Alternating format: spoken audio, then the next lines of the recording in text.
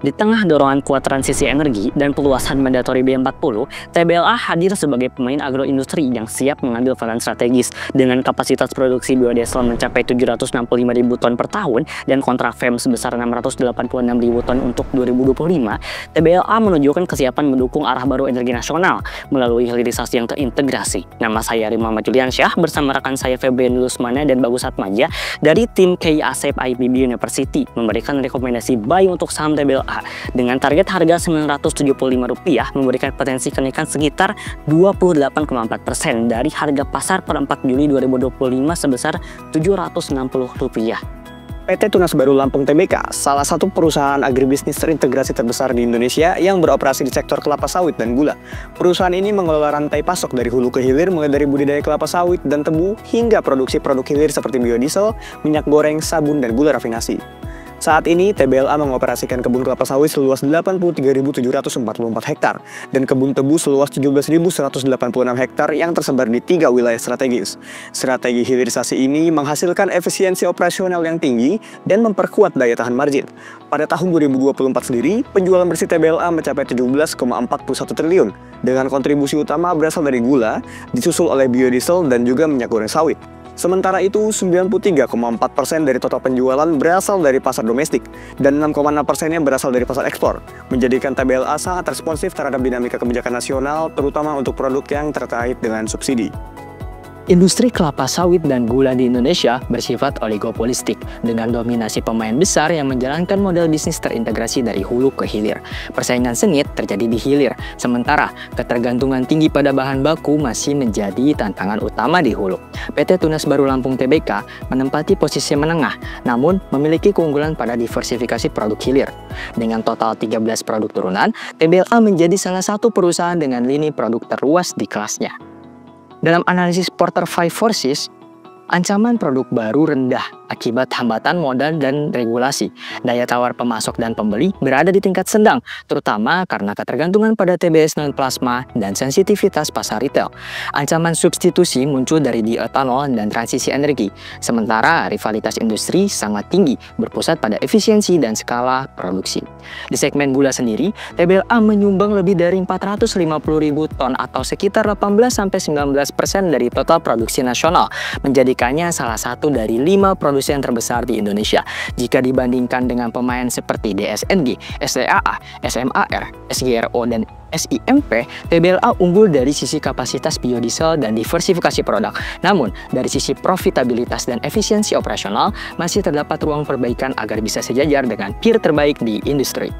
Dari segi makroekonomi, harga minyak sawit dunia yang stabil di kisaran 889 hingga 972 USD per metrik ton menjadi penopang margin hilir TBLA. Harga minyak Brent yang tinggi juga memperkuat spread biodiesel, membuka peluang profitabilitas dari program mandatory B35 hingga B50. Namun, depresiasi rupiah ke level 16.200 per dolar menekan biaya impor bahan baku seperti enzim dan metanol.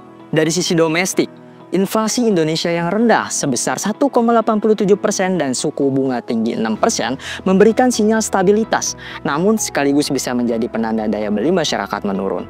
Pertumbuhan ekonomi nasional yang melambat ke 4,87% year on year masih cukup menopang permintaan energi, terutama untuk produk seperti FEM yang didorong oleh alokasi mandatori sebesar 809.000 kiloliter pada 2025.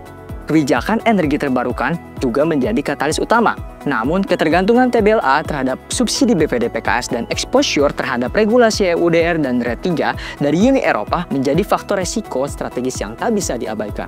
Masuk ke ESG, dari sisi lingkungan, TBLA telah memperoleh sertifikasi ISPO untuk seluruh kebun dan fasilitas utama, serta ISCC untuk 6 unit produksi biodiesel. Penerapan teknologi methane capture di pabrik CPO berhasil mengurangi emisi karbon sebesar 791 ton CO2 per unit per tahun, dan komitmen zero waste dijalankan di seluruh lini produksi. Secara sosial, TBLA menerapkan kebijakan zero fatality, menjalin kemitraan dengan ribuan petani plasma, serta menjalankan program CSR di bidang pendidikan, kesehatan, dan ekonomi lokal. Namun, pelaporan dampak sosial masih naratif dan belum mengacu terhadap standar internasional seperti GRI atau SASB. Di sisi tata kelola, TBLA telah membentuk komite keberlanjutan dan menambah jumlah komisaris independen.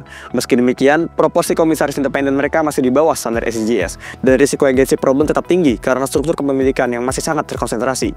Transparansi pengungkapan juga dinilai dinilai masih belum optimal.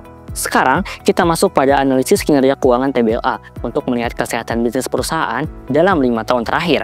Pertama, kita lihat kinerja pendapatan dan laba bersih. Pendapatan TBLA naik dari 10,8 triliun rupiah di tahun 2020 menjadi 17,4 triliun rupiah di 2024. Pertumbuhan ini setara dengan CAGR 12,5%. Namun, laba bersih hanya meningkat tipis dari 678 miliar menjadi 700 miliar rupiah.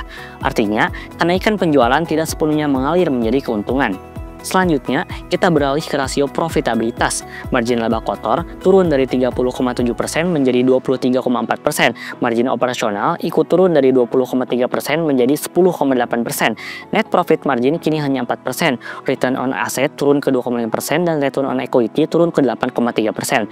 Semua angka ini memberi sinyal adanya tekanan biaya dan efisiensi yang menurun. Sekarang, kita lihat struktur pendanaan perusahaan melalui rasio solvabilitas. Debt to equity ratio naik dari 1,59 menjadi 1,73, menunjukkan ketergantungan pada utang.